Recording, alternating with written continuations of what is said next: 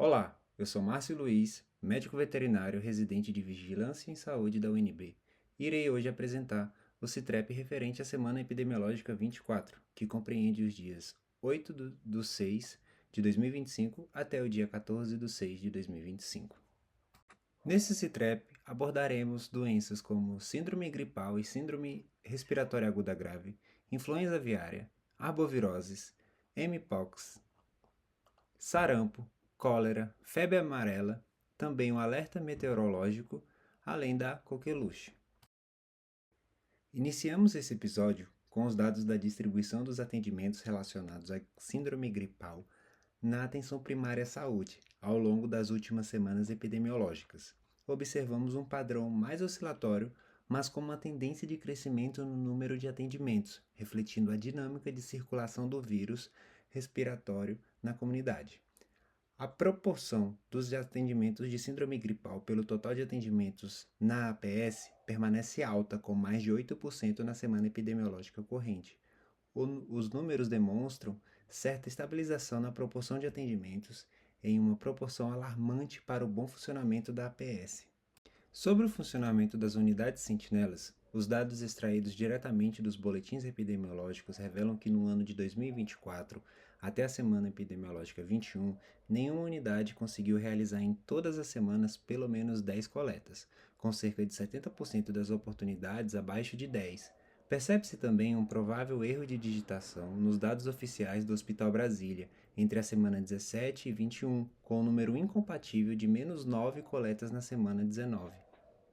Ao realizar uma análise do desempenho das unidades sentinelas para a coleta de amostras de sintomáticos respiratórios, com dados extraídos dos boletins da gripe e do painel de unidades sentinelas, percebe-se que a proporção de coletas por atendimento se manteve acima dos 10%, demonstrando um bom funcionamento das mesmas. Entretanto, o painel de sentinelas do Infogripe não fornece o número de atendimentos por síndrome gripal do Hospital de Brasília, sendo, portanto, um grave viés na análise.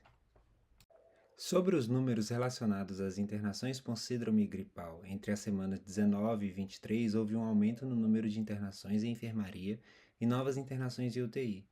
As novas internações em UTI podem indicar uma maior rotatividade nos leitos de terapia intensiva. A fila de espera continua alta, com 80 pessoas aguardando um leito de UTI.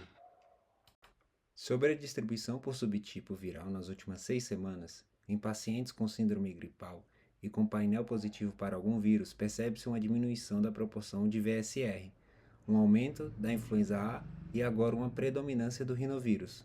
A taxa de positividade até a semana epidemiológica 24 foi de 67,8%.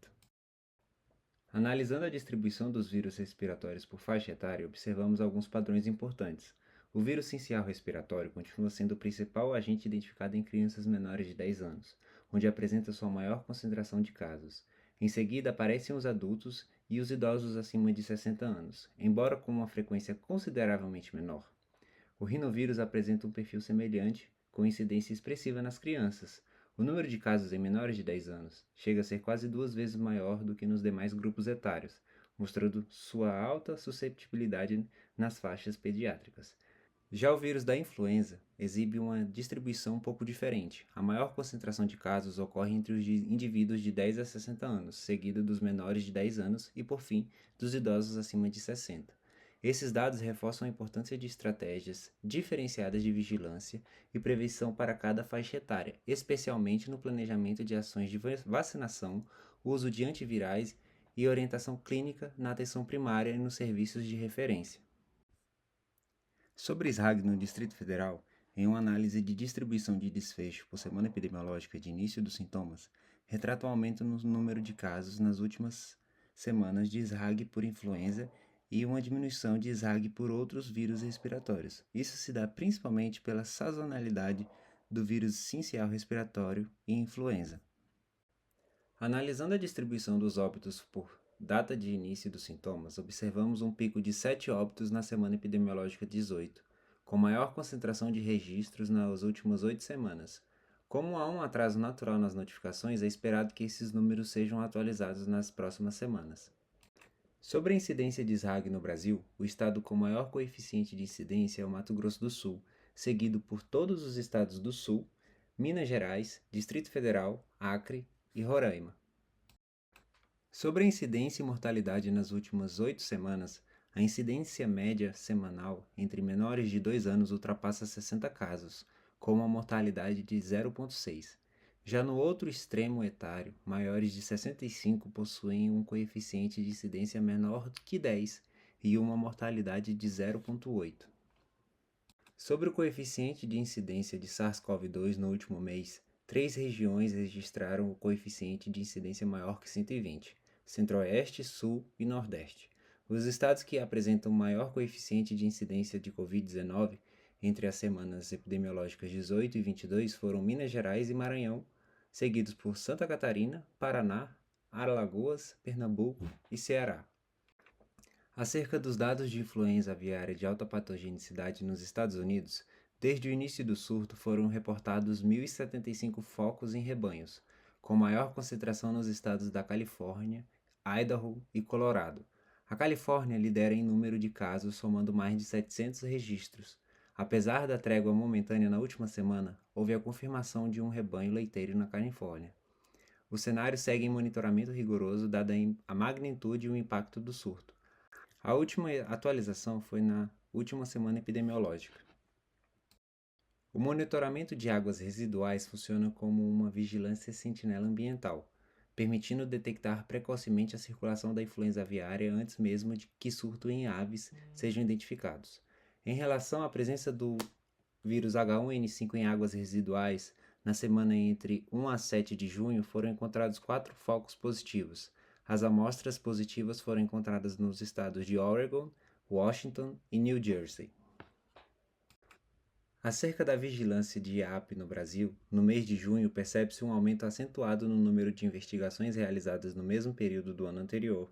Esse número se dá principalmente pela presença de focos positivos, sendo necessário reforçar a vigilância nesse período.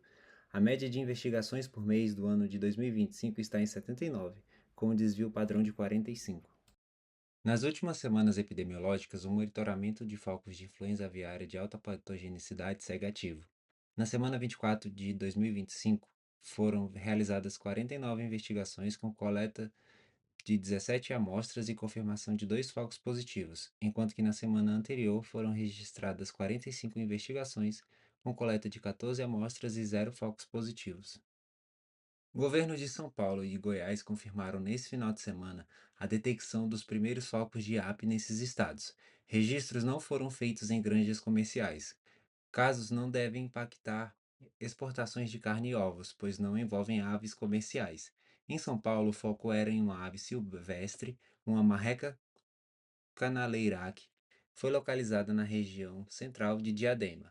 A Defesa Agropecuária informou que não há granjas comerciais no raio de 10 quilômetros do foco. Estão sendo realizadas ações de vigilância epidemiológica na área para identificar mortes ou sintomas em aves, aliadas a atividades de educação sanitária voltadas à orientação dos moradores sobre a influenza aviária. A Secretaria de Agricultura do Distrito Federal investiga um novo caso suspeito de gripe aviária no Zoológico de Brasília. Um emu, ave nativa da Austrália, apresentou sintomas compatíveis com a doença.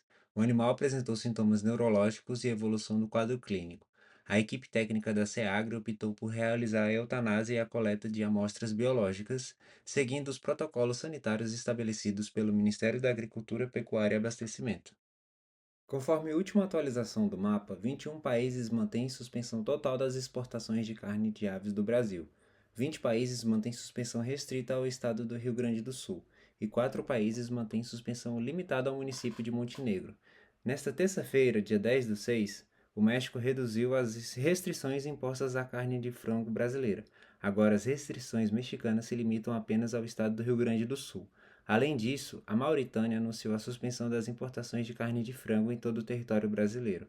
Já Omã passou a suspender as compras provenientes do estado do Rio Grande do Sul. O Ministério da Agricultura confirmou neste sábado a presença do vírus da influenza aviária de alta patogenicidade em uma criação de aves de subsistência em Campinápolis, no Mato Grosso. O Serviço Veterinário Oficial interditou a propriedade e coletou amostras que testaram positivo para a gripe aviária. Este é o quarto foco da doença identificada em aves de subsistência no Brasil.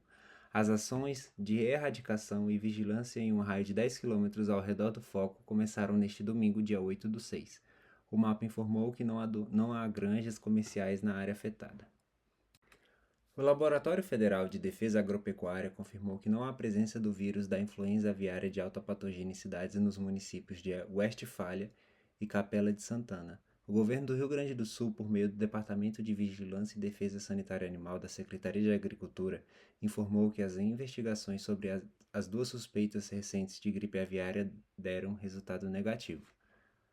No que se refere à dengue no Brasil, até a semana epidemiológica 23 de 2025, o estado de São Paulo registrou a maior incidência, seguido de Goiás, Acre, Paraná e Mato Grosso, o mesmo cenário das semanas epidemiológicas anteriores. Até o momento, são 1,5 milhões de casos prováveis. Por outro lado, até a semana epidemiológica 23 de 2024, eram 6,5 milhões de casos prováveis. Já nas últimas 3 semanas epidemiológicas do ano atual, o estado do Rio Grande do Sul apresentou a maior coeficiente de incidência, seguido do Paraná, Goiás, São Paulo e Mato Grosso do Sul. A maioria dos estados das regiões Norte e Nordeste apresentaram coeficiente de incidência abaixo de 50 casos por 100 mil habitantes. Quanto aos óbitos por dengue até a semana epidemiológica 23, o estado que mais registrou óbitos foi São Paulo, com 823. Logo em seguida vem o Paraná com 96 e Minas Gerais com 81. Uma vez que o estado de São Paulo possui o maior número de casos acumulados de 2025, é esperado que apresente também o maior número de óbitos. Quanto aos óbitos registrados nas últimas 3 semanas epidemiológicas, os estados com maiores estatísticas foram São Paulo, que registrou 6 óbitos, Rio Grande do Sul com 3 e Paraná com 2 óbitos. Em relação ao coeficiente de letalidade em casos graves, apesar do estado de São Paulo ser o que apresenta o maior número de óbitos registrado nas últimas 3 semanas, a maior letalidade em casos graves foi registrada no estado de Tocantins, com um caso grave que evoluiu a óbito, Maranhão com 5 casos graves e 1 óbito, e Sergipe também com 5 casos e 1 óbito. Se tratando da chikungunya, até a semana epidemiológica 23, o Brasil possui aproximadamente 70 mil casos prováveis e 82 óbitos confirmados.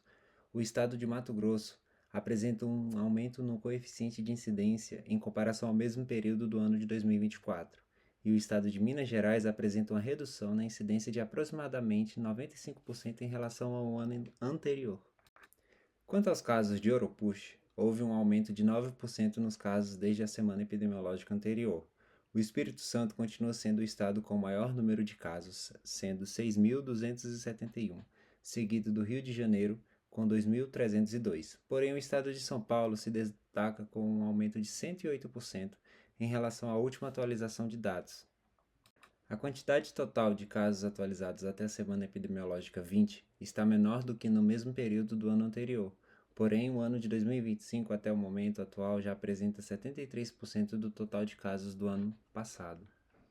Em relação à situação de mpox no mundo, da semana epidemiológica 23 para a atual, foi observado um aumento de 4% nos casos confirmados em laboratório e um aumento de 3% nos óbitos. Os países mais acometidos continuam sendo os mesmos: República Democrática do Congo, Uganda e Burundi. Quanto à situação na África, a República Democrática do Congo segue sendo o país com o maior número de casos confirmados, 8.988, até o momento um crescimento de 4% em relação à semana anterior. Nas últimas 6 semanas, a Serra Leoa foi o país que mais notificou casos, com 2.954, e também foi o país com o maior número de registro de óbitos nesse mesmo período, com 13 mortes provocadas por mpox. Quanto à situação de mpox no Brasil em 2025, na última semana epidemiológica não houveram atualizações, então mantemos com os mesmos números de 447 casos confirmados, 38 casos prováveis, 328 casos suspeitos e 1 óbito no corrente ano. No que se refere à distribuição de casos e óbitos por febre amarela na Colômbia, em 2025 até a semana epidemiológica 24, foram confirmados 85 casos, sendo 21%, que corresponde a 18 casos no sexo masculino, e 78,8%, 67 casos no sexo feminino. Quanto aos óbitos, até o momento, foram registrados 34. Os municípios de procedência com maior número de casos e óbitos são Ataco, Prado e Vila Rica, respectivamente. Com relação aos casos de cólera na Angola, até a semana epidemiológica 24 de 2025, são 25.549 casos envolvendo pessoas com idades entre 1 e 100 anos, dos quais 1.387 são do sexo masculino e 11.742 do sexo feminino. Foram confirmadas 735 mortes, sendo 314 ocorridas fora dos hospitais e 421 dentro dos hospitais. As idades das vítimas variam entre 2 e 85 anos. Somente na semana epidemiológica 24 foram notificados 106 novos casos de cólera e ocorreram 2 óbitos. As províncias com maiores letalidades são Bengo e Benguela. Sobre o surto de sarampo nos Estados Unidos em 2025, até o momento já são 1.197 casos confirmados distribuídos em 35 estados. O número de hospitalizações também preocupa. 144 registros, com 3 óbitos associados à doença. Na última atualização foram notificados mais 29 casos, com a expansão para um novo estado e 7 novas hospitalizações. Sobre os números de sarampo mensal, maior número de casos confirmados foi registrado em março, com 483 confirmações, seguido por fevereiro e abril, com 253 e 240 respectivamente. Em maio, foram 152 casos notificados. Dados apontam que a hospitalização tem maior impacto em crianças e adolescentes de 5 a 14 anos, com maior proporção de internados entre os grupos etários, somando 37%. Outro lado preocupante, 95% dos pacientes confirmados estavam não vacinados ou com status vacinal desconhecido. 12 crianças indígenas com menos de 5 anos morreram em decorrência de coqueluche na província de Daten del Maranhão, em Loreto, uma das regiões mais isoladas e negligenciadas do Peru. Diante da dor e da gravidade do surto, que já ultrapassa 700 casos segundo a OPAS, lideranças indígenas exigem que o governo declare com urgência o estado de emergência sanitária. Devemos falar também sobre a crítica à situação dos povos amazônicos peruanos, que enfrentam a falta de pessoal médico suficiente, postos de saúde sem medicamentos, ausência de refrigeração e motores nos postos de saúde, paisagem ribeirinha que dificulta o transporte, um dos principais fatores de transmissão da coqueluche no país, baixa cobertura vacinal, que não ultrapassa 80% em muitas regiões. O INMET publicou um aviso indicando o acumulado de chuvas para o dia 14/6 na região sul do país, com chuva entre 30 a 60 mm por hora ou 50 a 60 mm por dia, risco de alagamentos, deslizamentos de encostas, transbordamentos de rios em cidades com tais áreas de risco. Este foi o CITREP da Semana Epidemiológica 24 do ano de 2025. Estes são os autores e os revisores deste trabalho. O meu muito obrigado pela atenção de todos.